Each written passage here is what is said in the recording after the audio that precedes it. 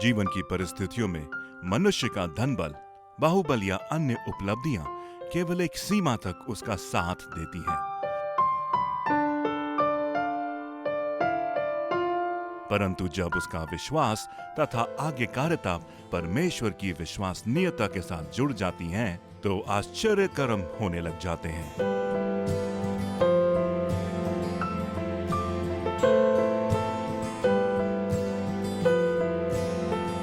Bible एक ऐसी पुस्तक है जो जीवन की हर परिस्थिति में हमारा मार्गदर्शन करती है। बाइबल क्या कहती है?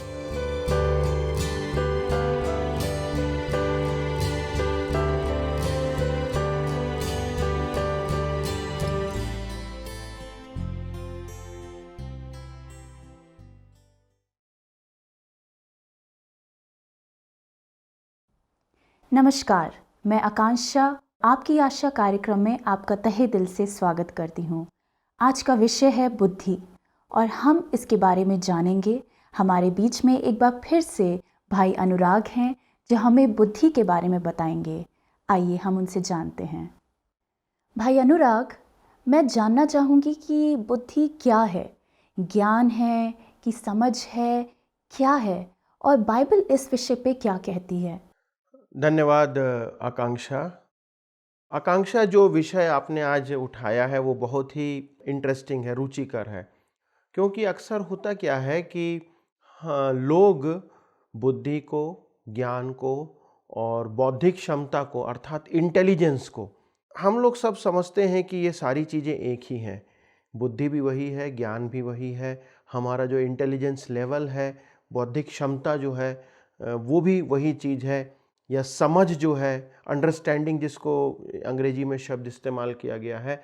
लेकिन इस बात को समझना होगा कि ये तीनों चारों जो शब्द हैं ये अलग अलग बातों को बताते हैं। ये जरूरी नहीं है कि जो व्यक्ति ज्ञानवान है, जो जानकार है, वो व्यक्ति समझदार हो या बुद्धिमान हो।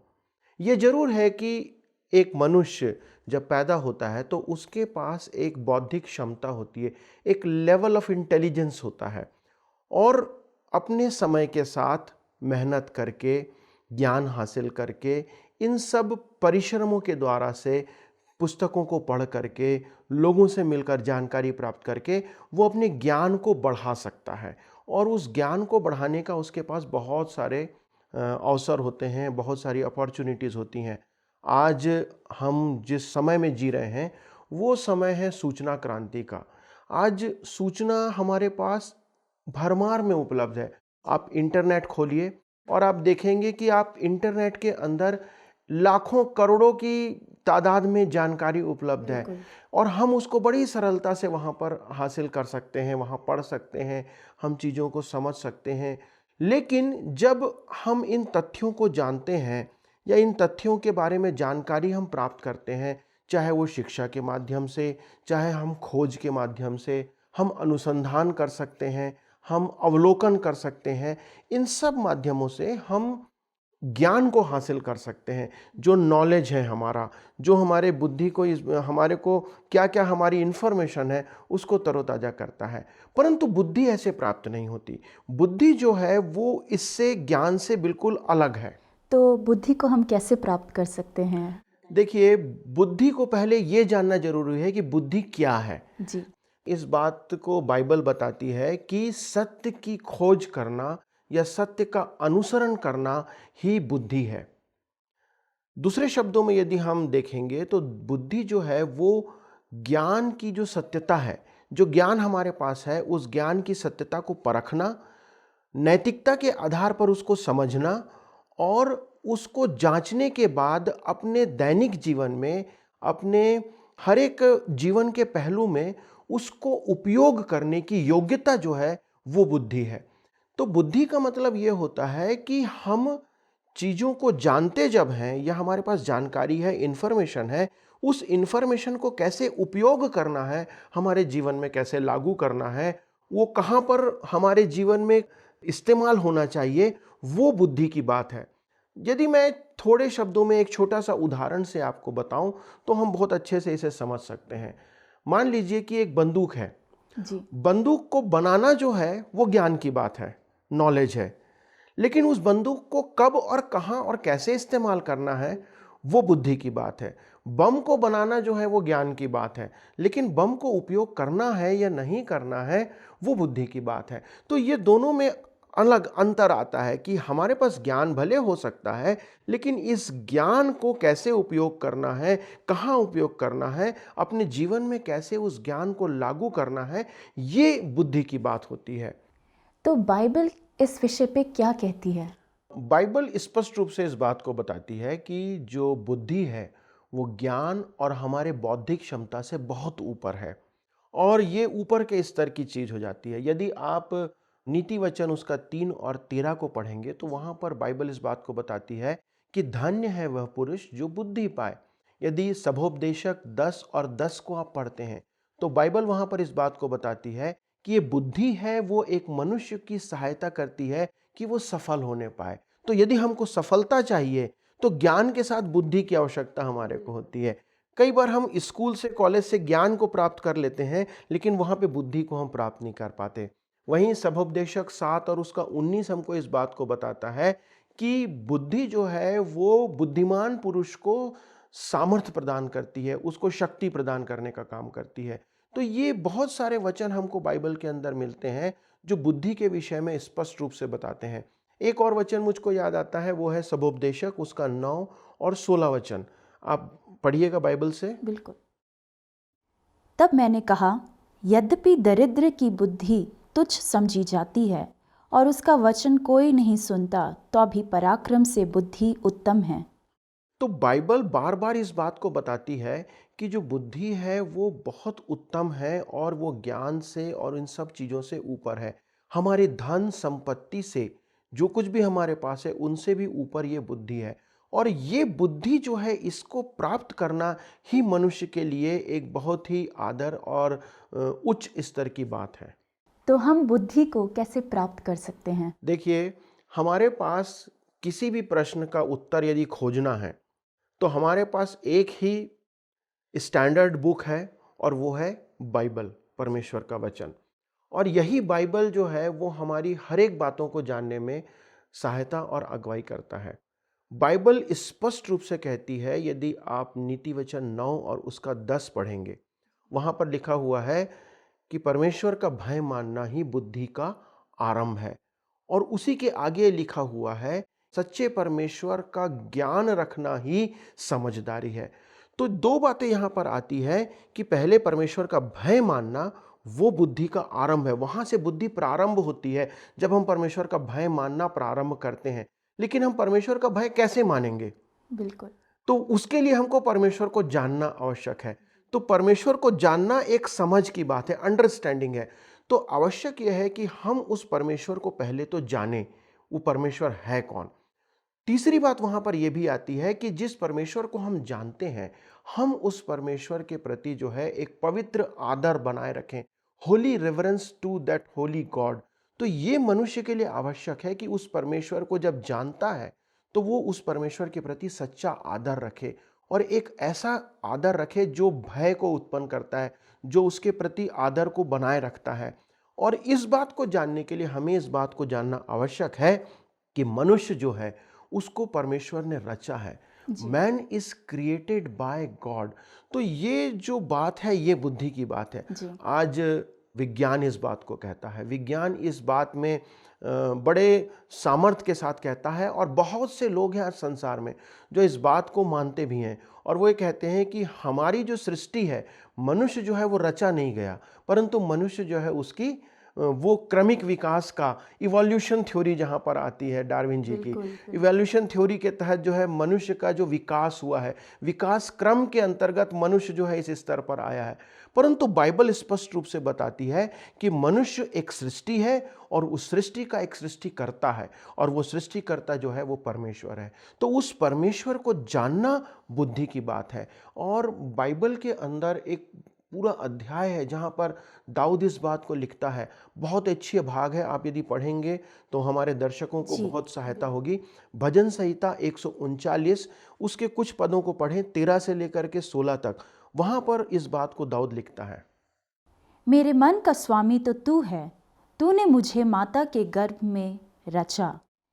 मैं तेरा धन्यवाद करूँगा, इसलिए कि मैं भयानक और अद्भुत रीति से रचा गया हूँ। तेरे काम तो आश्चर्य के हैं और मैं इसे भली भांति जानता हूँ। तब मैं गुप्त में बनाया जाता और पृथ्वी के नीचे स्थानों में रचा जाता था।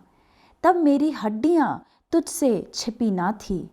तेरी आँखों ने मेरे बेडौल तत्व को देखा और मेरे सब अंग को दिन दिन बनते जाते थे। वे रचे जाने से पहले तेरी पुस्तक में लिखे हुए थे। ये स्पष्ट रूप से इस बात को बाइबल प्रकट करती है कि मनुष्य जो है वो परमेश्वर के द्वारा रचा गया है। और यहाँ तक कि इस बात को लिखता है कि जो दिन दिन हम बनाए जाते थे वो परमेश्वर उसको देखता था, जानता था, और वहाँ से परमेश्वर हमारे को जानता है। हर एक मनुष्य जो इस संसार में है वो परमेश्वर की सृष्टि है, चाहे वो किसी धर्म का हो, किसी जाति का हो, किसी भी देश का क्यों ना हो। क्योंकि परमेश्वर है वो अद्वैत परमेश्वर है, मनुष्यों का परमेश्वर है, और उसने हर एक मनुष्य को रचा है।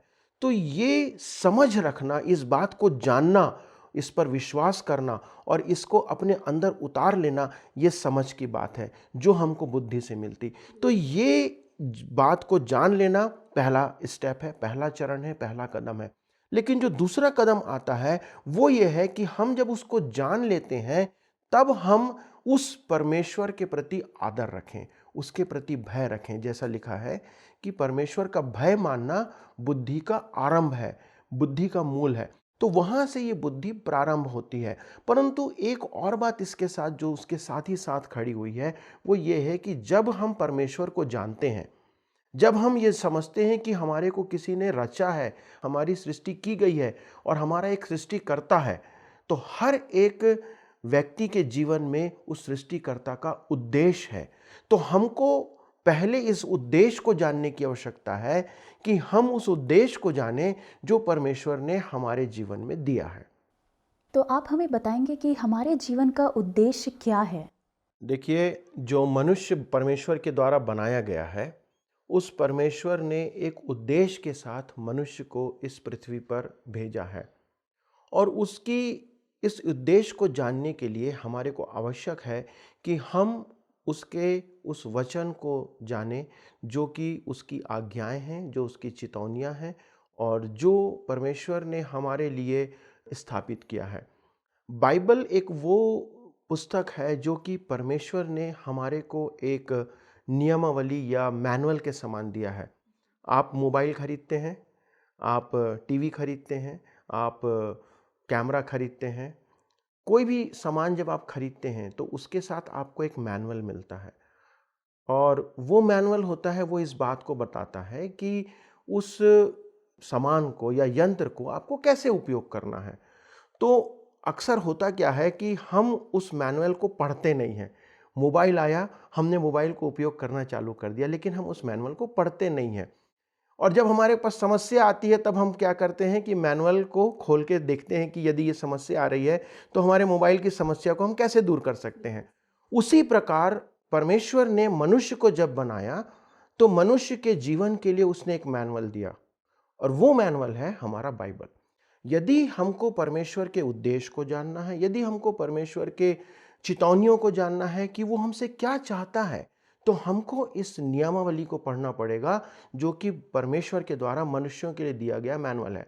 समस्या ये है कि हम इस मैनुअल को पढ़ते नहीं हैं। यदि हम पढ़ेंगे नहीं तो परमेश्वर की चितौनियों को, उसके उद्देश्यों को, उसकी योजनाओं को हमारे जीवन के लिए क्या है, हम नहीं जान पाएंगे। और ये जो बाइबल है, कई बार लोग कहते हैं कि हम कैसे इसे मानें कि ये बाइबल जो है परमेश्वर के द्वारा दिया गया है, हम कैसे जान लें, इसको तो मनुष्यों ने लिखा है। बाइबल एक ऐसी पुस्तक है जो कि 40 से ज़्यादा लोगों के द्वारा से 1600 वर्षों के दरमियान उन लोगों के द्वारा लिखी गई जो परमेश्वर की आत्मा से उभारे गए। परमेश्वर की आत्मा ने लोगों को प्रेरित किया और ये मैनुअल जो है हमारे लिए वो लिखा गया है। तो हम जब बाइबल को पढ़ते हैं तो हम इस बात को जानते हैं कि हम कौन हैं, हम यहाँ क्यों हैं, हम कहाँ से आए हैं और हम कहाँ जाने वाले हैं। अर्थात ये कि बाइबल हमको स्पष्ट रूप से बताती है कि हम कौन हैं, हमारा अस्तित्व क्या है, हम कहाँ से आए हैं और किसने हमको भेजा है, किस कारण से हमको भेजा है और हमारा भविष्य क्या होने वाला है।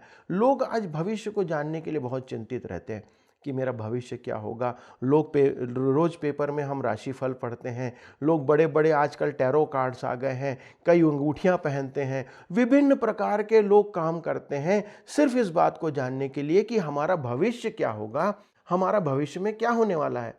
लेकिन बाइबल हमारे पास है जो स्पष्ट रूप से हमें परमेश्वर की चेतावनियां देती है, और इस बात को जानना ही जो है वो बुद्धि है कि हम परमेश्वर को जानें, उसकी समझ रखें, उसका आदर करें और उसका भय माने। तो बाइबल हमको जो बताती है मुख्य बात, हमको उस बात को ध्यान करना है।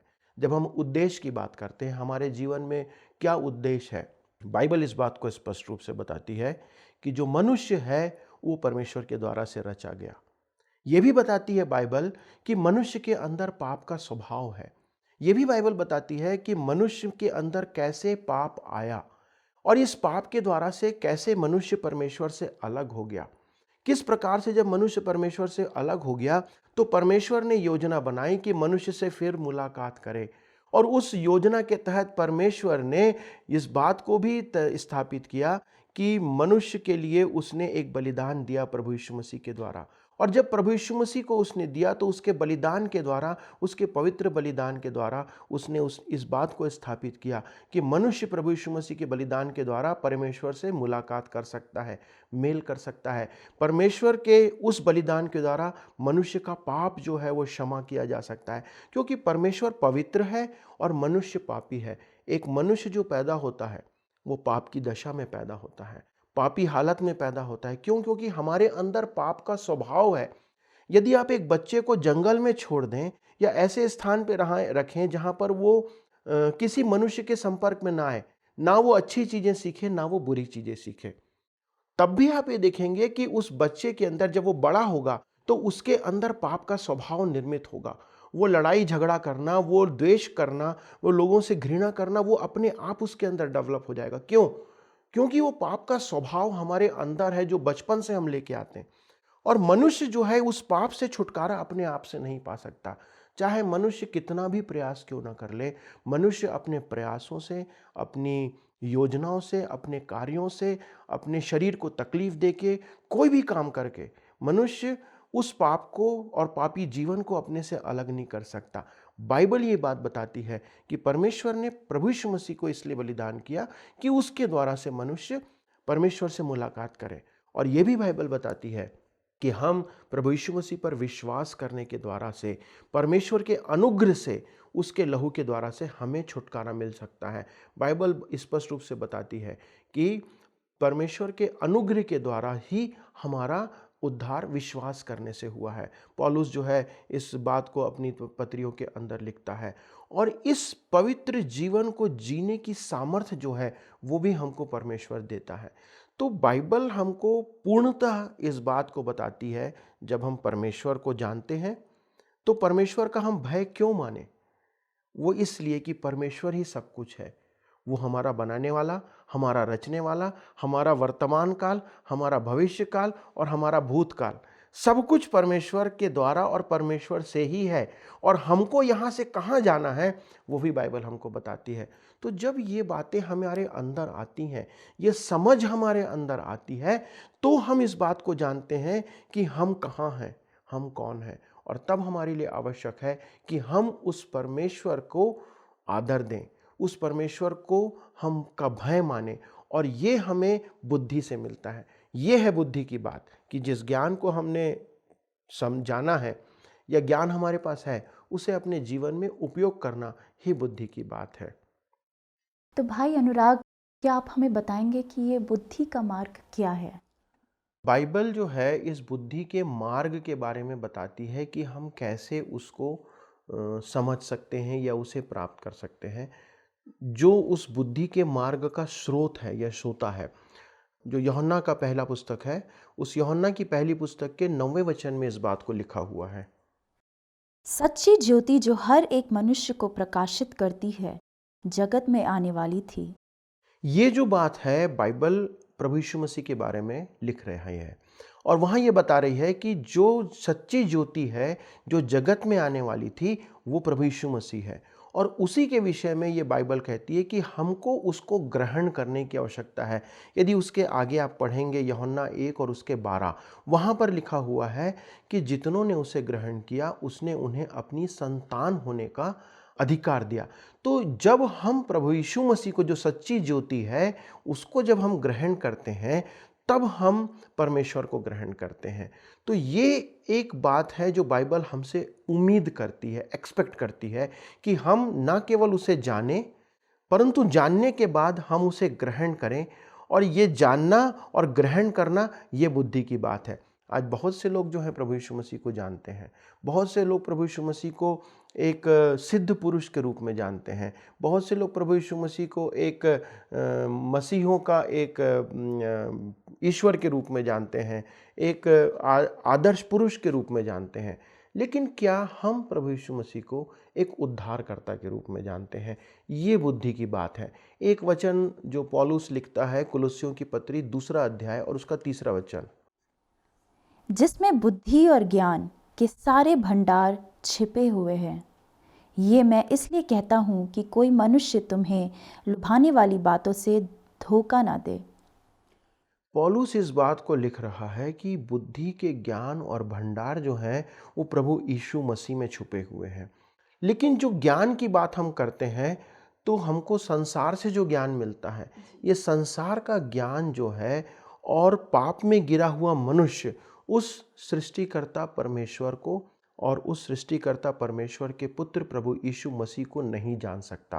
पहला कुरिन्थी उसका 1 अध्याय और 21 वचन इस बात को स्पष्ट रूप से बताता है कि संसार के ज्ञान से हम प्रभु यीशु मसीह को ग्रहण नहीं कर सकते। उसके लिए हमको ऊपर का ज्ञान चाहिए, उसके लिए हमको परमेश्वर का ज्ञान चाहिए, उसके लिए हमको परमेश्वर के द्वारा दी गई बुद्धि चाहिए। और ये बुद्धि हमको कब आएगी?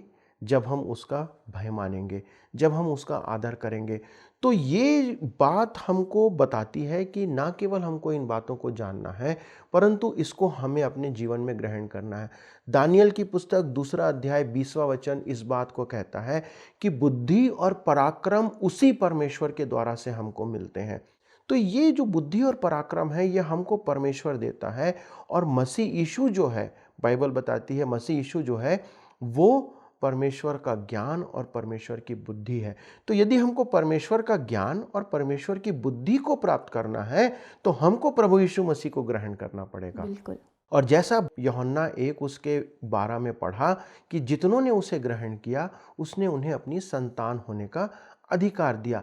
तो हमको ये बुद्धि जो परमेश्वर दिया है या जो हमको प्राप्त होती है, वो हमको निर्णय लेने की क्षमता देती है। बिल्कुल। कि हम ये जाने कि सही क्या है, गलत क्या है, भला क्या है, बुरा क्या है।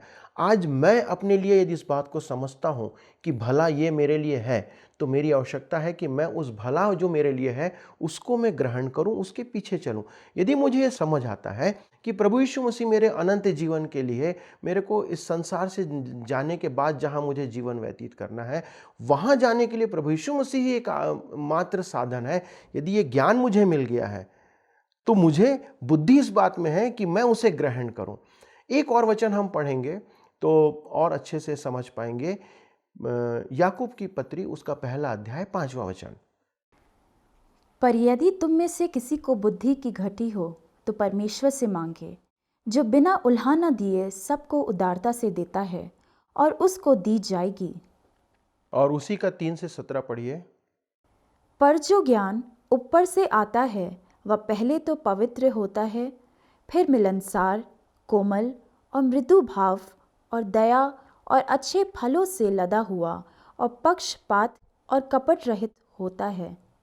ये दोनों वचन इस बात को हमको स्थापित करते हैं, समझाते हैं कि जो बुद्धि है वो परमेश्वर से हमें प्राप्त होती है। और वही बात याकूब लिखता है 1:5 में कि यदि किसी को बुद्धि की घटी हो तो वो परमेश्वर से मांगे। हमें ये बुद्धि क्यों चाहिए है? पहली चीज़ कि हम उस परमेश्वर को जानें, उस परमेश्वर के ज्ञान को जानें, प्रभु यीशु मसीह को, और उसके द्वारा से हम परमेश्वर का भय माने, उसका आदर करें। और ये बुद्धि हमें हमारे दैनिक जीवन में रोज़मर्रा के जीवन में, हर पल के जीवन में निर्णय लेने के लिए हमको सहायता करती है। और ये जो ज्ञान है जो ऊपर से आता है, जो प्रभु यीशु मसीह है, जिसे बताया गया है कि परमेश्वर का ज्ञान जो है वो मसीह यीशु है, परमेश्वर की बुद्धि जो है वो प्रभु यीशु मसीह है। और यही बात हमको इस बात को सिखाती और समझाती है, जो ज्ञान हमें प्राप्त हुआ है उसके अनुसार हम परमेश्वर को जानें और उस परमेश्वर को ग्रहण करें। आज यदि हमारे जो दर्शक हैं, जो इस कार्यक्रम को देख रहे हैं, और यदि आपने आज इस ज्ञान को प्राप्त किया है कि प्रभु यीशु मसीह कौन है, प्रभु यीशु मसीह जो मनुष्यों के जीवन को पाप से निकाल करके अनंत जीवन तक ले जा सकता है, तो बुद्धिमानी की बात यह होगी कि हम आज उसे ग्रहण करें। एक छोटी सी प्रार्थना करके हम प्रभु यीशु मसीह को ग्रहण कर सकते हैं। जैसे उसने कहा कि जितनों ने उसे ग्रहण किया उसने उन्हें अपनी संतान होने का अधिकार दिया। आप एक छोटी प्रार्थना के द्वारा इस समय प्रभु यीशु मसीह को ग्रहण कर सकते हैं। आइए हम प्रार्थना करें। हमारे जीवित सामर्थ्य पिता, जितनों ने प्रभु आज आपको जाना है और जितनों ने प्रभु अपना हृदय आपकी ओर लगाया है, और प्रभु जिनके मनों में आपने इस समय बात किया है, हमारी विनती है प्रभु कि आप आज अपने वचन के अनुसार उनके हृदय में प्रवेश करें। जैसे आपने कहा है कि देख मैं तेरे हृदय के द्वार पर खड़ा खटखटाता हूँ, यदि तू अपने हृदय का द्वार खोलेगा तो मैं भीतर आकर तेरे साथ भोजन करूँगा, तेरे साथ निवास करूँगा। प्रभु हम में से हर एक को, जो हमारे दर्शक आज इस कार्यक्रम को सुन रहे हैं, यदि आज प्रभु यीशु को वो जानते हैं तो प्रभु आप उन्हें ये बुद्धि दें और वो समझ दें कि वो तुझे जाने नहीं परंतु वो तुझे ग्रहण भी करें और तेरे वचन से प्रेम करें, ताकि प्रभु वो अनंत जीवन में प्रवेश करने पाए। हमारे उद्धारकर्ता यीशु क्रिस्ट के नाम से मांगते हैं, आमीन। आशा करती हूँ कि आज के वचन से आप आशीष पाए होंगे। अगर आप अधिक जानकारी को प्राप्त करना चाहते हैं तो नीचे दिए गए नंबर पर हमें कांटेक्ट करें। अगले कार्यक्रम में आपसे फिर से मुलाकात होगी। तब तक के लिए नमस्कार।